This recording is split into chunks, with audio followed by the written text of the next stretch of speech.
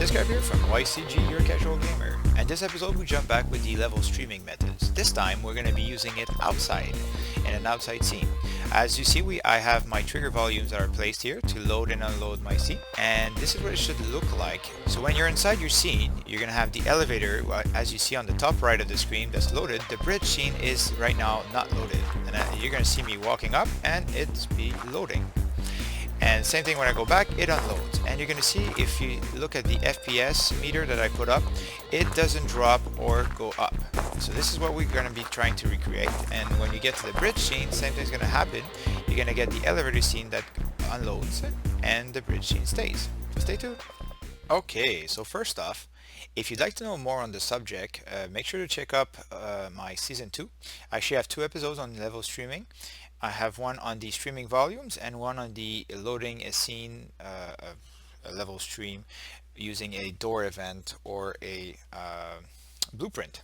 But this time, since we don't have a door, we have a different situation over here. We are inside an outside scene, and we have to make sure that the player doesn't notice that we load and unload our objects. So hopefully you did your homework in the last episode. Just like over here, I hid the volume, the blocking volumes, but hopefully you put your blocking volume everywhere, and now your scene is nice and smooth. You can walk around and no problem, and you found your way. You found where you wanted to unload and where you wanted to load your scene. Now if you haven't done that, just go ahead and do it quick. I've already done that part. You can pause the video. And now whenever I'm making a scene outside, I try to keep roughly around 500 asset per level stream. Again, it depends on your machine, and it depends on many different aspects, how many objects you can have. I've already tried a project where I had around 1,000 per room, but then again you have to work with the light complexity, so you have to make sure your lighting is not too expensive, and also your material texture must not be too high resolution, or else whenever you're going to change a scene, you're going to get this little glitch. And you probably already played a game once in your life where you noticed that little glitch between loading, and that was actually poor level designing. Now to remedy this, so let's get started. So with this, I have my loading and unloading spot. I'm gonna hide the volumes again. So volume, blocking volume hidden. And I made sure to have one asset that was not well placed yet. Since this is the place where I wanted my scene to be loaded, let's hide this out of the way. I forgot to show you a nice neat trick last episode to make sure that your asset that you're copied from scene to scene are exactly at the same spot. What you can do over here is you clearly see that there's one that's higher than the other one, and your player is going to notice that.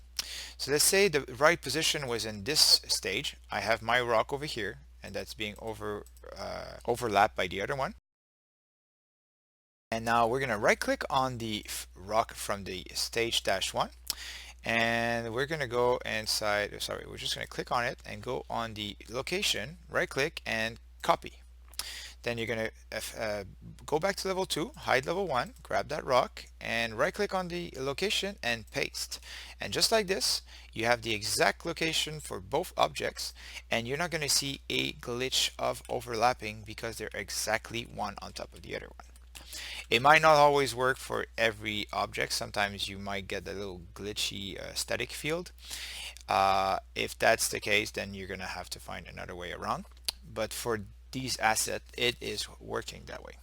So now that you have this loaded and you know that it's going to be perfect when you do this switch, let's create our load and unload streaming volumes. So first over here is my load place, is my load. So I'm going to do a trigger volume over here. You could have done this using the level streaming method, but I prefer using the blueprints. I find it's more smooth and it works better. Now that over here is going to be our load area, and the reason I'm using 2 trigger volume, so one for the load, one for the outload, for the unload, is because when you could have made one volume, and on an overlap you would have been able to unload your level or load.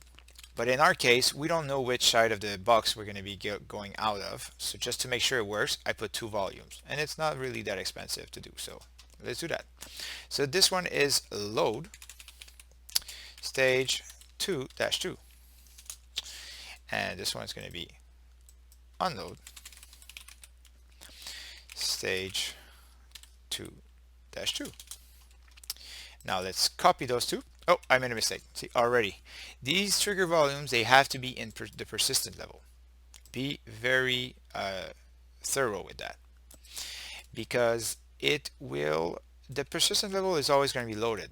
But let's say you get some kind of glitch that unloads or loads one of your scene. It could be anything. You want to make sure that the main level is loaded so that you can still work around your stage. It's like a permanent debug. So now that you have these in place, let's copy them, and we're going to bring them over here to our bridge where I already have my other location that I wanted, and we're going to make sure that the load is at the right place and the unload at the right place too. And I'm always trying to cover more ground, because you're never covering enough ground. The player is always going to try to break the bounds of your game, so you have to make sure that there's no way that he can cheat his way around. Now we have this one is the load. Is that load? Yeah, we're going to do a load 2-1. And this one over here is going to be unload 2-1. Perfect. So now that we have our levels, we're going to be holding the right little edge over here. Right click on it and add event on begin overlap. And we're going to do the same thing for all of them. Right click over here, add event on begin overlap. Compile and save. Do the same thing with the other two.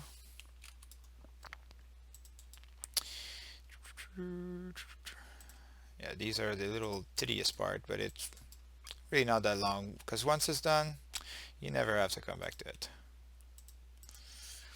Okay, so now that you have that, so over here is the load. So we're going to do from the execution load stream volume right away. It's there. This here is going to be unload stream volume. You're going to copy these and put it here, like that. And then from the name, we're going to be careful. This is make sure to get the make visible after load also, or else you're not going to be loading your level. Now for the name, I prefer to do since we're going to be using them probably later in the stage. Oh, I already did them. I'm going to delete those. Delete. And we're going to recreate these together. Let's right click and promote to variable and call it stage 2 dash. This one is 1. All right. Like this. Connect them. Okay. Now to make sure you have the right name, lower this, go back in the map and press F2 over here and Control C, Control V inside the name over here. And that's very important, because if you don't have you have a minus lowercase instead of a higher case, that could all be what it needs to not be working, and then you're going to be breaking your head trying to wonder what's going to happen. Why isn't it working? Duplicate. This one's going to be 2-2. Can drag it here, get, and we're going to connect this together, and we are almost done. This one, let's make the same thing over here. I think it's the same I did 2-2, but just to be sure, I don't know, maybe I put an extra space somewhere in there. So just to be sure, I'm just going to copy and paste it like that. It's always better safe than sorry. Alright, so let's see if it works. So let's put our FPS meter.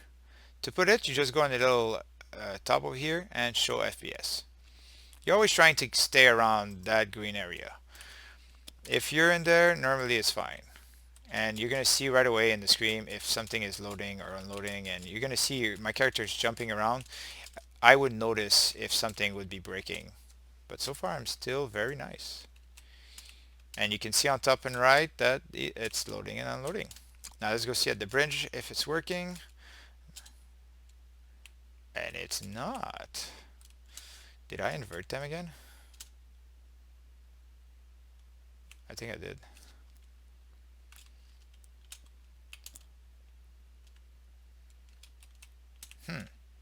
Looks like I broke it. How did I do that? So it's here. So you can see it's so easy to just, I think I know what it is. It's because I was here, I unloaded like this, and yeah, you see? See, this is where it's important to be very thorough with your work. Because I was still overlapping this one, it did not reload it. So you have to make sure that there's enough space between the two so that your player can walk out and walk in, just to make sure that this load and unload happens. So we're gonna have to do the same thing over here. So just to be sure, let's put it more here. I didn't want to put it down. And this one, we're gonna put it a little bit further, just to make sure that the player has to go around. Mind you, there's no way to make it perfect. You just have to try your best and hope for the best, because you're always going to find someone that just will try and will succeed in breaking your game, no matter what you do. Let's go back. Let's see if I can break it. Now it's unloaded. I didn't see anything load and unload. Good. And am I here? I don't know if I can skip it. No, there you go. Everything is working. Alright, hope you enjoyed this. Always glad to give you guys little tricks and more tricks, more skills to work in level designing. Now that you have this, in the next episode we're going to start hurting the player. So this here is going to be where we're going to add the destructible meshes. We're going to, when we're going to start stepping on those, you're going to have a small warning, a sound, and then it's going to break and you're going to fall down. We don't have a death scream yet, but that too is in the following few episodes. So stay tuned and see you next time.